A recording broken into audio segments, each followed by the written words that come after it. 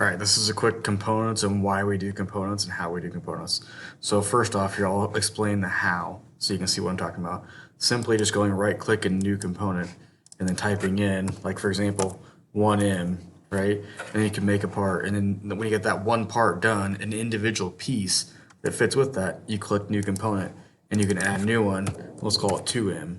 Whatever you're gonna do for those numbers. Now here, let me show you why we do that. So look at the sandblast stand. It's sitting in the classroom probably somewhere.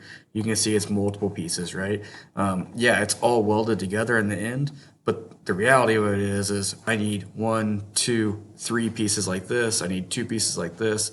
I need a piece here and a piece here. They're the same, and then I need this individual piece, and I need these caps made for the end.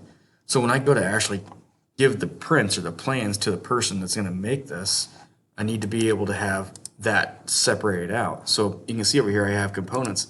I can turn each component off individually, and you can see you can work on them separately and keep it controlled in this environment.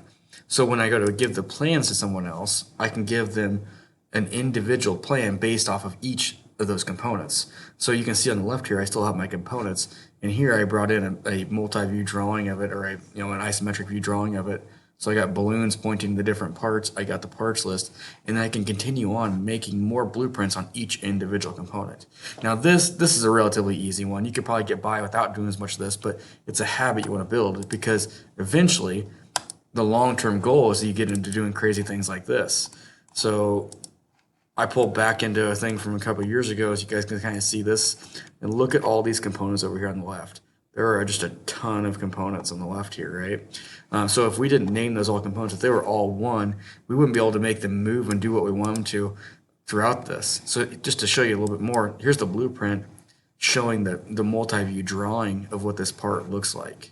So again, creating components is extremely easy, and if you don't do it, it can cause you a lot of headache and make you have to start over on projects. Simply right-click, new component, every time you're making a new individual part.